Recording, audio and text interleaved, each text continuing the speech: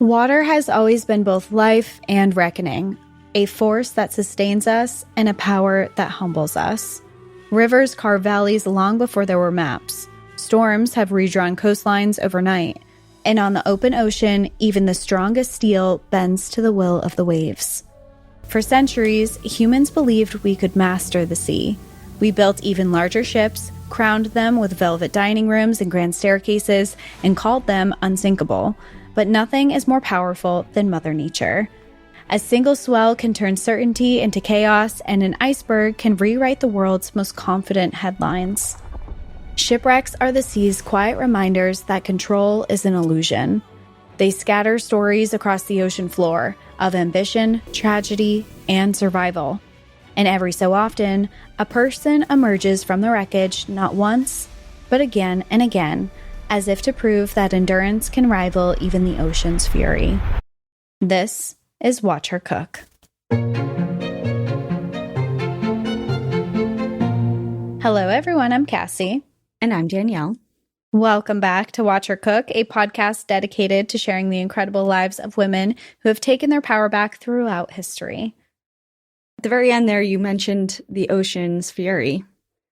I did. And I feel as if you and I have witnessed a bit of that ourselves. I would venture to say so, considering our trip to Antarctica through the Drake's Passage, the worst seas in the entire world. We got a little taste. We got a small little sample. It was a large taste. Well, we were okay. We ended up okay. No lifeboats were deployed. So I feel like there was no shipwrecks involved. We got not the Drake Lake. We got the Drake Shake. And we had the worst seas our crew had seen all year. Yep. In their voyages, we had 9-meter swells. Or actually, I think it was 11-meter swells was the highest. I feel like the reports of the numbers, depending on who I asked, were kind of all over the place. But just from experiencing riding those waves, I was literally thrown from my chair. Yeah, like across the room. I was disassociating because I tried not to think of like how bad this could be. And I was just like, well, yeehaw. Here. Yeehaw, saddle up, cowgirl.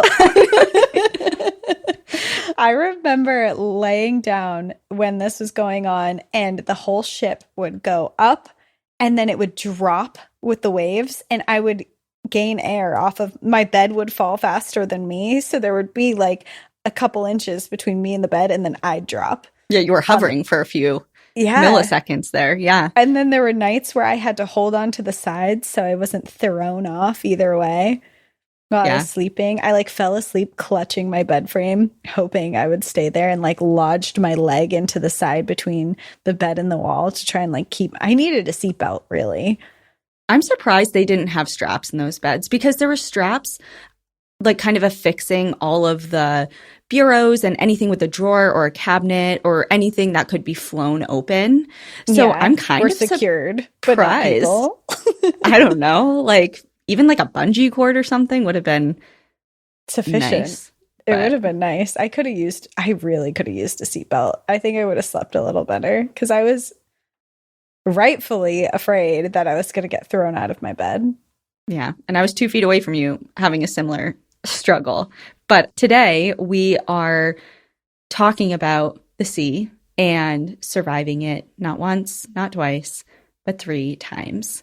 And this woman's story is one that I have been aching to cover because, of course, she survives one of history's most memorable shipwrecks, but 2 others as well. And if you have listened to National Park After Dark at all, you know that Danielle is always trying to find a way to talk about the Titanic. So today we found a full correlation to speak on it, and we're here to bring it to you. So going into Violet Jessop's story, in the early 20th century, 3 great ships of the White Star Line were met with disaster. Miraculously, one woman survived them all. Violet Jessop, a stewardess and later a nurse, lived through each catastrophe, earning her name Miss Unsinkable. Violet Constance Jessop was born on October 2nd, 1887, near Bahia Blanca on the southern coast of Argentina.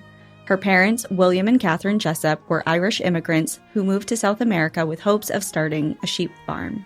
However, as new arrivals, the family struggled to build their flock, and William had to take odd jobs to provide for his growing household. The Jessops lived modestly. It's alleged that the children slept in gin boxes repurposed as cribs.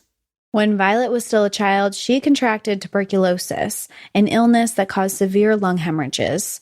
Doctors gave her only a few months to live and advised her parents to keep her at home rather than send her to school. Around the same time, the family relocated inland, later crediting the changing climate with helping her regain her health. Eventually, she was strong enough to resume her education. When Violet was 16, her father passed away after complications from surgery. Grieving and struggling to support the family, her mother decided they should return to England. Here, Catherine found work as a stewardess with the Royal Mail Line, a company whose ships provided long-distance service to passengers heading across the Atlantic. Supporting the family meant long absences. According to some accounts, Catherine sent her daughters to live in convents and her sons to live in Catholic orphanages. Inspired by her mother, Violet dreamed of becoming a nurse, but the family's financial troubles made higher education impossible. When her mother's health declined and the family was left dependent on a small widow's pension, Violet stepped in to help. Determined to keep the family afloat, she followed her mother's path and applied to become a stewardess. At 20 years old, she was much younger than most women in the role who were typically middle-aged. Interviewers told her she was too young and too pretty, warning that such qualities could be, quote-unquote, disadvantageous and might stir up problems among crew and passengers. In an effort to secure employment, Violet continued to take interviews, but dressed in frumpy attire to make herself seem less attractive. In her memoirs, she claimed that she tried to find, quote, the most dowdy, gray, unappealing outfits. Making this adjustment to her interview wardrobe eventually landed Violet a job on the Royal Mail Line, the same company which hired her mother. Her first assignment came in 1908 aboard the RMS Orinoco at 21 years old. Unlike today's pleasure cruises, the Orinoco's voyages were comfortable and practical rather than luxurious, carrying passengers between England and the Caribbean, primarily for business and trade. Well, I'm glad she got a position after all of those interviews, but the double standard here is so glaring. You know what I mean? It's like... Usually you want to dress nice for an interview, and she has to like lessen her shine so people don't judge her by being you're too pretty for this role. Like, what do you mean? That comment of how they were saying that her appearance may cause problems with the crew really brought me back to middle school in particular, when girls were coming of age and the dress code was formed. So it's like, hey, you need to dress in a certain way so you're not a distraction to the boys in class. It's like, how about you teach the boys to respect the girls in class, and this won't be a problem. I remember that so much too, because every school did it, but our school in particular, we weren't allowed to wear shorts that were shorter than our fingertips to our when you put your arms down. It couldn't be shorter than your fingertips. If they were, and they would measure it, they would send you home, or they would make you put on like sweatpants. Like, I remember they had this one girl that I was friends with in high school, and she had really long legs and she wore shorts to school. It was like 95 degrees out that day, and she had really long arms. She was a basketball player, like whatever. And they were like, you have to go home or you have to put these sweatpants on. And they grabbed these old, nasty sweatpants that were in the Lost and Found, didn't know who they belonged to, but kind of fit her, and made her wear them for the rest of the day. That's stuff that sticks with you. Like, I'm sure she will never forget that. You never forgot that. It wasn't even you. Yeah. I just remember her walking around, and she was pissed too. She did make a stink about it, as she should. And they still do that today. You can't show your shoulders. The guys are wearing those wife beater tank tops, and girls can't wear a strap. Yeah. When it's 95 degrees out. Come on, give me a break. What is this? It's like, here Violet was in the early 1900s being like, okay, I guess I'll be frumpier for you, ? It's like, will this get me hired if I wear this? Sorry, you think I'm attractive. Sorry, I'm that's pretty. my problem. Sorry, I'm pretty. I was born this way. Violet cleaned cabins, delivered meals to passengers, ran errands, and cared for those who fell ill while aboard. She described the first few years of work as very difficult, noting that being stuck with the same crew for an extended period of time could sometimes lead to fighting and frustrations. More concerning was that she began to understand why downplaying her image was important, as she received and fought off several sexual advances from passengers and members of the crew alike. During her time at sea, Violet was offered at least 3 marriage proposals, all of which she denied. So she's getting harassed left and right. It feels like when you say she was proposed to 3 times, it's like your mind automatically romanticizes that. But in reality, it was probably not so nice. No, you're getting proposed to from people that you don't want a proposal from. She denied all of them.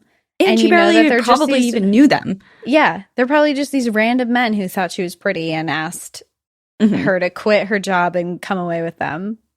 Well, in spite of these experiences, Violet's memoirs highlight the ports as her favorite part of her journeys, falling deeply in love with New York City and even having the chance to explore Buenos Aires to revisit some childhood memories. Violet left the Royal Mail Line after her early voyages, but she never stated a specific reason in her memoir. Some reports suggest that it was because a captain on board began making advances and then spread rumors about her after she rejected him. What is certain is that she soon joined the White Star Line, beginning the chapter of her career that would link her to some of history's most famous shipwrecks. I would just want to roll my eyes so hard to the captain, the biggest, highest member on board, is maybe making sexual advances towards her, and now she has to leave. And you know that he got to stay. Oh, for sure. And then makes up lies about her. Yeah, she's in her early 20s. She has no power in that position and no weight as far as what the likely truth was. And I have not read her memoirs in their entirety, so I'm unsure. But it's interesting that she had detailed so much of her life, but kind of omitted that part as far as like why she left. But I guess I understand if it was for that reason, because who wants to work in an environment like that?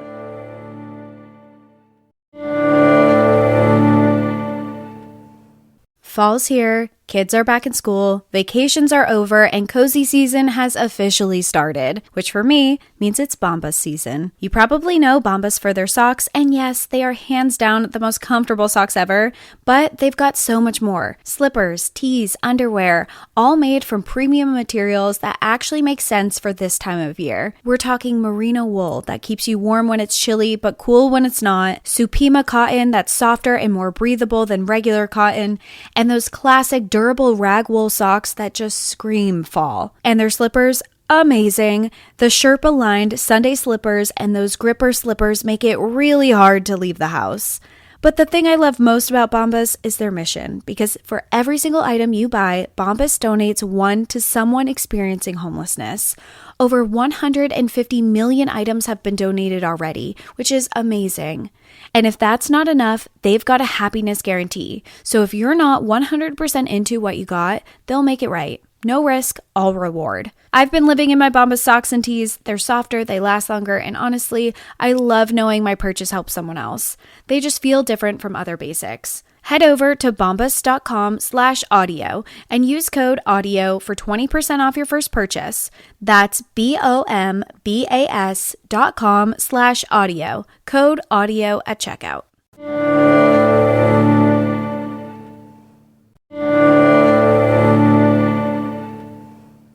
When it comes to grocery shopping, each and every time I struggle with one thing consistently, and that's finding the time. With a schedule that always seems to be filled, getting to the store to shop is harder than it seems. But luckily, my time has been freed up with Hungryroot, the easiest way to eat healthy. When you use Hungryroot, it's like having your own personal shopper and nutritionist. Just tell them about your goals and your preferences, and they fill your cart with personalized recommendations. I love eating healthy and I do my best to find food that is clean, but one of my favorite things about Hungryroot is there's no high fructose corn syrup, artificial sweeteners, or preservatives in any of Hungryroot's food, and they only source top quality meat and seafood, free of hormones and antibiotics. They have healthy groceries like smoothies, kid snacks, sweets, ready-to-eat meals, salad kits, and even supplements. And when it's time to get cooking, they have over 15,000 recipes to choose from each week, and most of them can be made in 15 minutes or less. Shopping, planning, and cooking food really can be simple and stress-free. You're going to love Hungry Root as much as I do. Take advantage of this exclusive offer. For a limited time, get 40% off your first box, plus get a free item in every box for life. Go to hungryroot.com/watchhercook and use code watchhercook. That's hungryroot.com/watchhercook. Code watchhercook to get 40% off of your first box and a free item of your choice for life. hungryroot.com/watchhercook. Code watchhercook.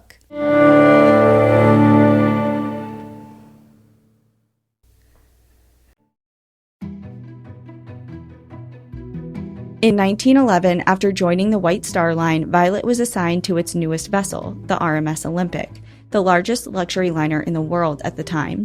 However, she wasn't entirely thrilled about the posting, since White Star catered to wealthy passengers whose high expectations meant long hours and demanding work.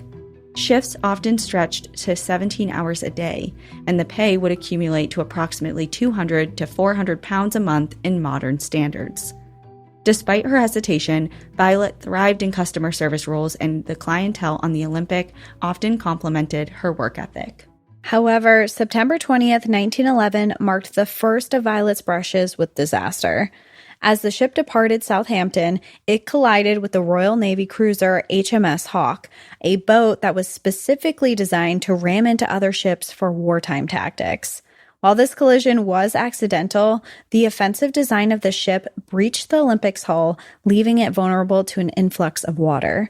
Luckily, the Olympic was able to turn around and return to port without any aid or fatalities. However, the ship was in desperate need of repairs and would be out of commission for several months.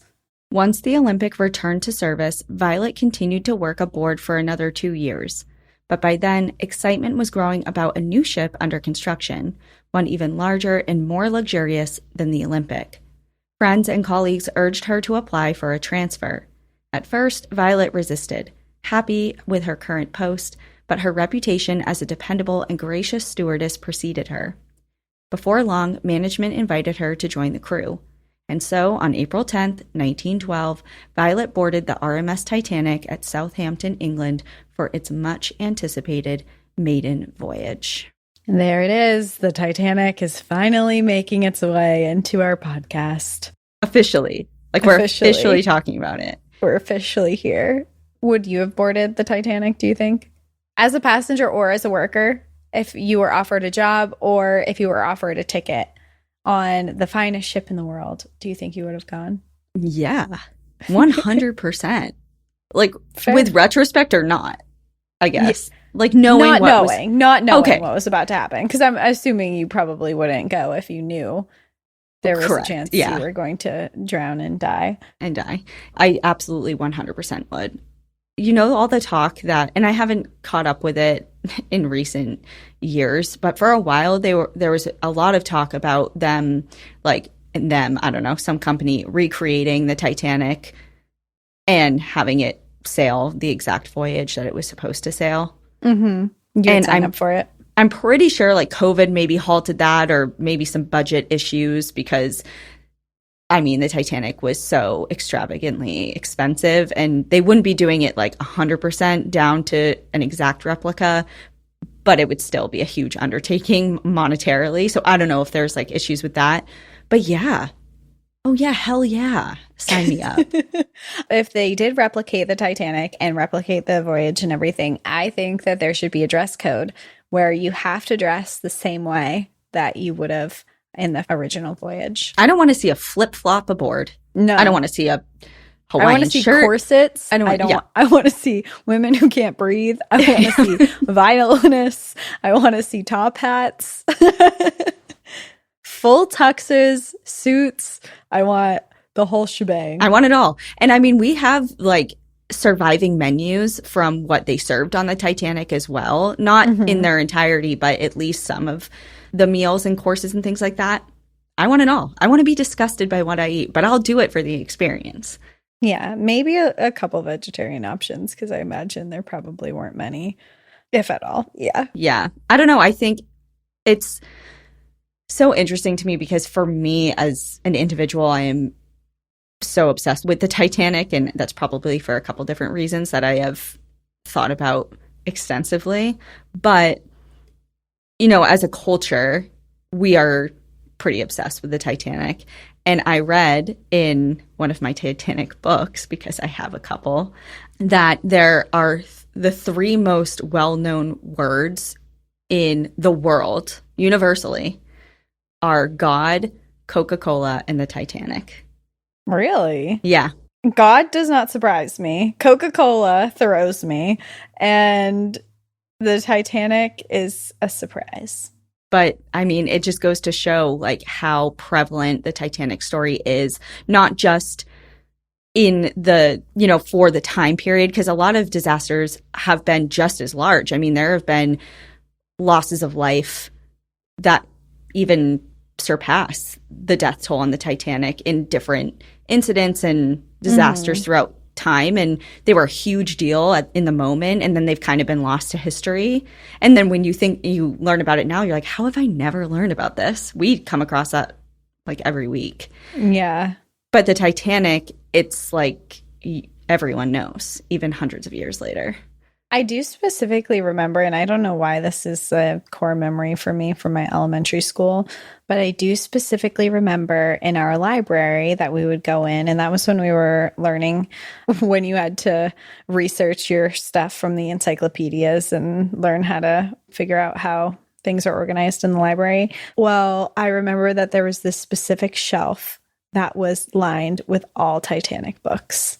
And I remember doing a project, I think it was in fourth grade, on the Titanic. And I remember specifically going to that shelf and picking up almost all of the books that were there and just grabbing references from them. Yeah. I mean, it doesn't surprise me at all that there was, even in your small library in your small town, that there was that many. Yeah, it was a small little library for sure. I Googled really quick. I wanted to know if there was like an exact number of books that have been written about the Titanic, because it's like, how many times can you? The limit does not exist. Apparently, it's according to Encyclopedia Titanica. Oh. It says there are over 520 different titles, but jumps over to nearly 700 if you count assorted reprints. Okay. And that's just today. Yeah. I mean, who knows what else is coming out? Well, diving back into the story, and to give a little bit of context of if you have been living under a rock and don't know what the Titanic was. The Titanic was the largest ship to ever sail the sea at its time and represented one of the first luxurious cruise ships that we are familiar with today. The ship was nearly 883 feet long and had a displacement of over 52,000 tons. Powered by coal-fired steam engines and a turbine, the Titanic could propel across the sea with around 46,000 horsepower, traveling at about 40 kilometers per hour. Aboard its first-class section was a gymnasium, swimming pool, restaurants and cafes, and even a Turkish bath. The first-class cabins took their designs from the Ritz and even the Palace of Versailles. At the heart of the vessel stood its most iconic feature, the Grand Staircase. And in total, the ship could accommodate over 3,300 people, yet carried lifeboats for just 1,178.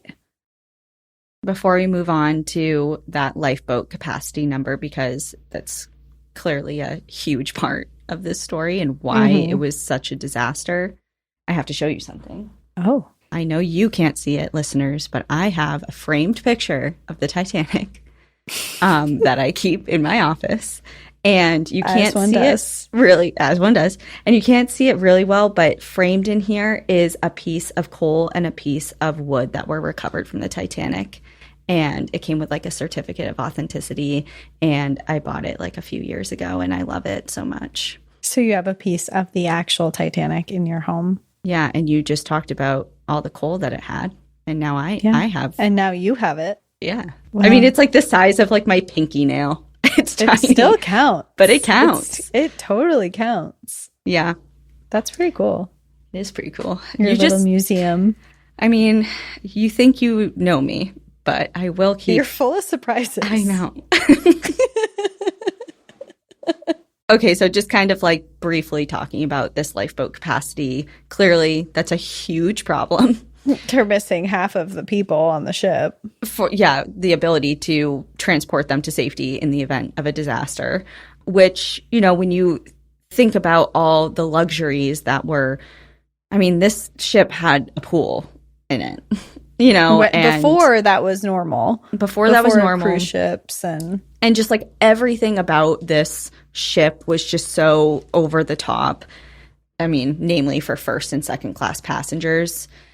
And all the money and time and effort that went into making things cushy and comfortable for people, but yet there was not that effort put into potentially saving their lives.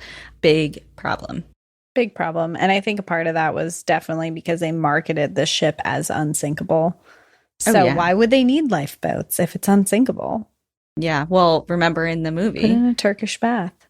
Yeah, in the movie, when they were saying that, like Mr. Andrews, who was talking to Rose in one of the earlier scenes, and he was saying that like he advocated for it, which is true, but he was shot down basically because it was believed that having that amount of lifeboats would make the decks look too cluttered. So it was like an aesthetic thing. Yeah, it would be an eyesore. Yeah, and who wants that when they're strolling the ship?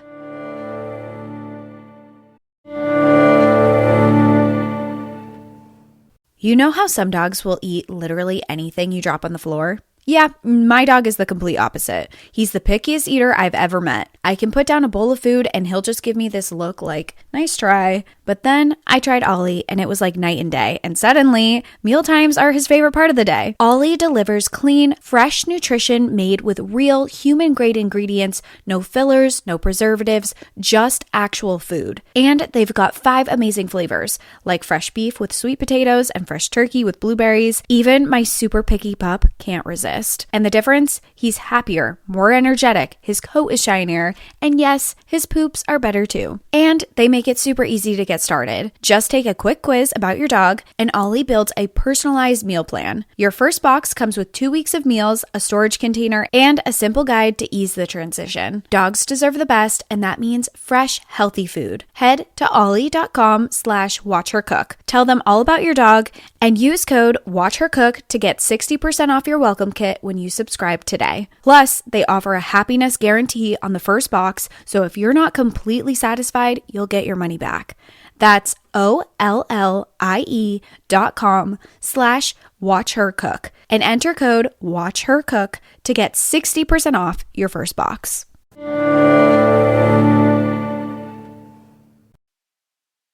DSW, Designer Shoe Warehouse, is the one-stop shop for all your footwear needs. With sneakers, boots, and everything in between, for every style, mood, and occasion, you'll definitely find shoes that get you at prices that get your budget. DSW has what you need, but more importantly, they have what you didn't even know you wanted. You never know what you'll find at DSW. Find the shoes that get you at prices that get your budget at DSW stores or dsw.com. Well, 4 days into the crossing, Violet had just gone to bed when a sudden jolt reverberated through her cabin. The Titanic had struck an iceberg.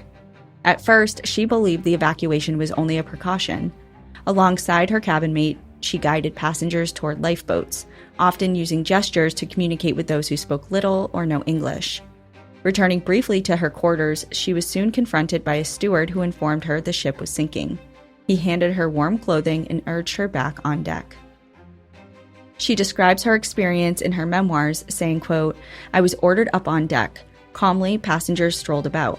I stood at the bulkhead with the other stewardesses, watching the women cling to their husbands before being put into lifeboats with their children. Sometime after, a ship's officer ordered us into the boat, number 16, first to show some women it was safe. As the boat was being lowered, the officer called, 'Here, Miss Jessop, look after this baby,' and a bundle was dropped onto my lap. Now in charge of a stranger's baby, Violet and the rest of Lifeboat 16 pushed off into the Atlantic and watched as the world's largest, most luxurious ship sank into the frigid depths of the Atlantic Ocean." Nearly 1,500 people died in the sinking of the Titanic. Violet and the remainder of the passengers lucky enough to secure space on a lifeboat were picked up by the RMS Carpathia, which was bound for New York City.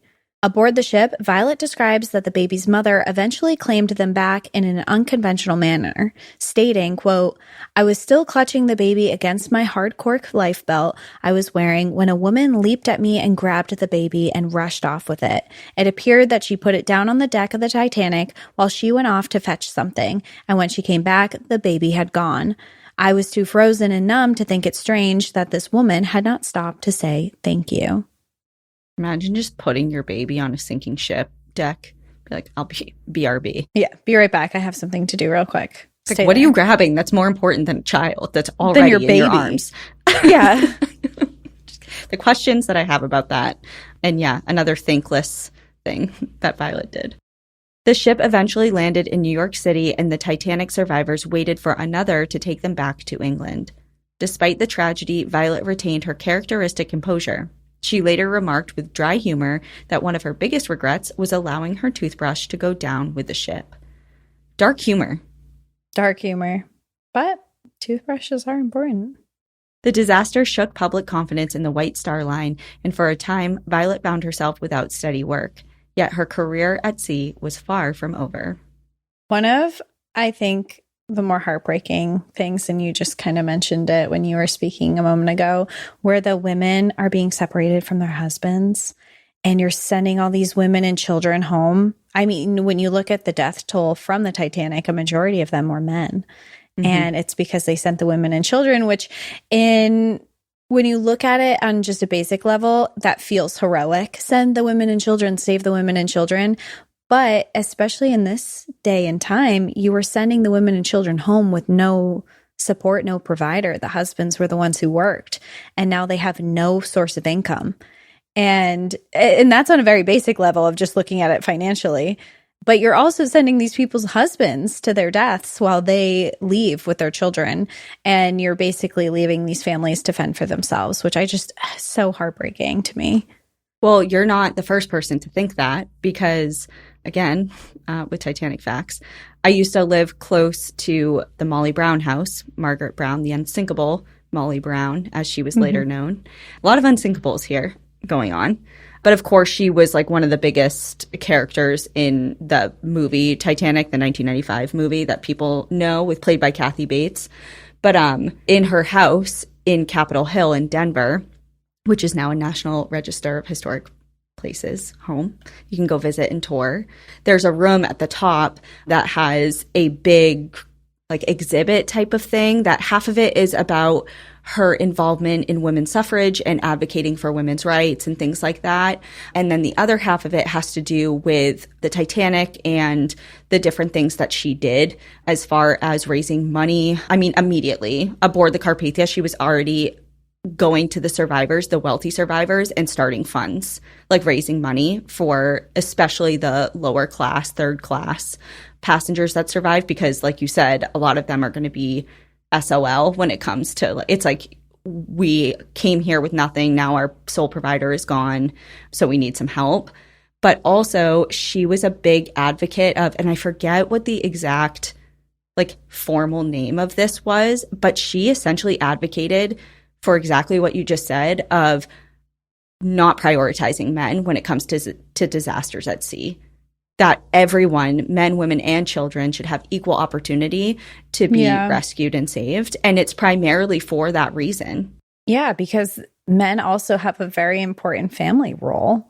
And they're people. I mean, at a very basic level, they're also people. We have to save lives here. You can't just be like, all right, well, all the men, you stay to drown, and we'll send the women and children. But kind of going back into her story, because you would think that after Violet survived this horrific sinking, that she would be, I mean, I would call it quits after that. I'd be like, all right, that's my luck. I'm never getting on a boat again. That's my sign. Yeah, that's my sign. Don't go back. She did not feel that way, because when World War I erupted in 1914, Violet once again found herself drawn to the sea. Though she had narrowly survived the Titanic just 2 years before, she volunteered for service with the Red Cross, determined to fulfill her childhood dream of nursing. At first, she trained ashore, learning to tend to the wounded, until an opportunity came to serve on one of the grandest ships of all, the HMHS Britannic. During the war, many ships that were designed for passenger travel and tourism were co-opted to be used for the war efforts. One of those ships was the Britannic, which was even larger than the Titanic, but designed with more safety features. But tragedy struck again. On November 21st, 1916, while sailing through the Aegean Sea, the Britannic struck a German mine. Unlike the Titanic, which lingered for hours after its collision, the Britannic began to sink rapidly, its engines still thundering as water poured into the hull. The propellers churned with such force that they yanked lifeboats back towards the wreck, shredding them to pieces.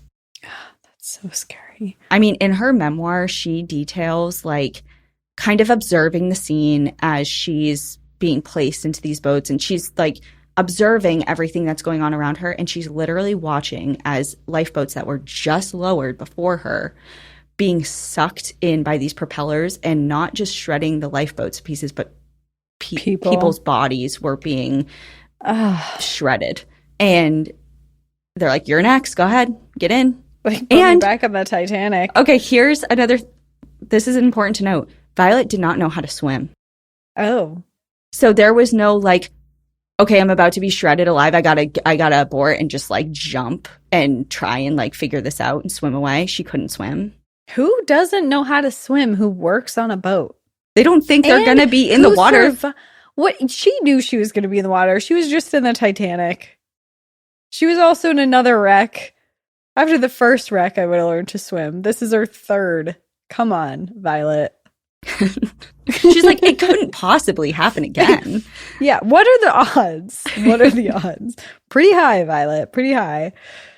When Violet was among those lowered into the sea, she felt the tug, the sickening realization that the lifeboat was being dragged into the jaws of the ship. Choosing to take action, she leapt into the water. In doing so, she knocked her head against the hull of the ship. Some reports suggest a man still aboard a lifeboat was able to outstretch his arm and grab her, pulling her to safety again, though this part is uncertain.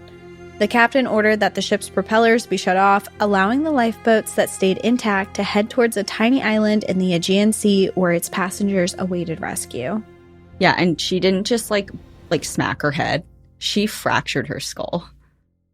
Like, she was whipped into the side of that. Like no the luck biggie that she had. And which we can talk, I mean, is it bad luck that she went through all this, or was it good luck that she survived it all? I mean, that's kind of like an enduring question, but yeah, the girl went through it. I like to think of it as good luck, because I think being able to survive such horrendous circumstances, you have to have some type of good luck on your side. Yeah, time and time again.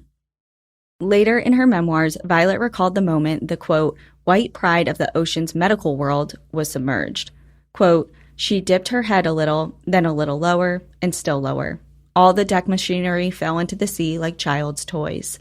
Then she took a fearful plunge, her stern rearing hundreds of feet into the air, until, with a final roar, she disappeared into the depths. The Britannic sank in just 1 hour. Thankfully, the death toll was much smaller than the Titanic, at around 30 people. And this time around, Violet brought her toothbrush. She's learning. She's like, not this time. As she pockets it. Yeah, as soon as the ship, like, shows evidence of it's going to sink, she grabs her toothbrush now. In 1920, 2 years after the war, the RMS Olympic was revamped and Violet was offered a position as a stewardess again. No, Violet. While on board, because she accepts, she met another steward named John James Lewis, who would become her husband, though their marriage was brief. Later, in 1926, Violet took a job with the Red Star Line, which specialized in voyages around the world.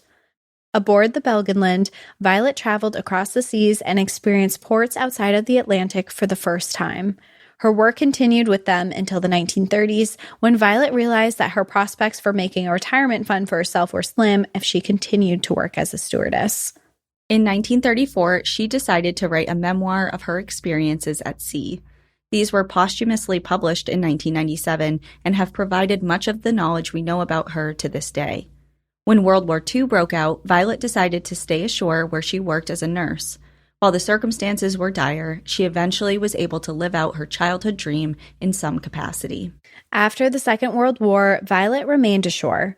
While details of her employment beyond this are scarce, she no longer pursued work at sea and instead lived quietly in Suffolk, England until her retirement in her early 60s. At some point in her later life, Violet received an anonymous phone call from someone who was allegedly the baby that she saved aboard the Titanic. However, the caller eventually hung up, so there was no way for that claim to be proven. Because her memoir was written in the 1930s, but not published until many years later, Violet's later life remains relatively undocumented and unknown. The woman, who had survived one collision and 2 major shipwrecks, passed away quietly at home from congestive heart failure on May 5, 1971, at the age of 83. In her time as a stewardess, Violet Jessop spent approximately 25 years working at sea, attending to demanding passengers and enduring several chaotic experiences. We can, I think, categorize them as Chaotic at the minimum. While the initial intent of the work was to cover her family's expenses, being at sea became a large part of Violet's long life. Today, she is remembered as Miss Unsinkable due to her incredible luck surviving ship disasters. In James Cameron's 1997 film Titanic, it is said that the character Lucy is loosely based off of Violet. In the lesser-known 1958 film A Night to Remember, which also features the story of the Titanic, an unnamed female stewardess is shown giving the escapees instructions on how to safely get into lifeboats, an alleged reference to Violet's role on that fateful night. Despite a seemingly deathly case of tuberculosis as a child and several near-death experiences at sea, Violet Jessop always lived to tell the tale. Well, Violet, you definitely had someone looking out for you, because that's a lot. She did have a lot of near-death experiences, and then she lived to an old age. Especially, I mean, we kind of breezed right over it in the beginning, but getting TB as a kid, like that's no small thing. And a lot of people, as we've talked about many times before, died of tuberculosis at this time. And so for her to even survive that is kind of remarkable. And I was going to stop you when we were first talking about it, but I don't know all the details, but I just feel like it should be mentioned. Like we say, she survived it, even though the ship didn't sink. It was just damaged and it had to be brought to port. And it had to be fixed. Mm-hmm.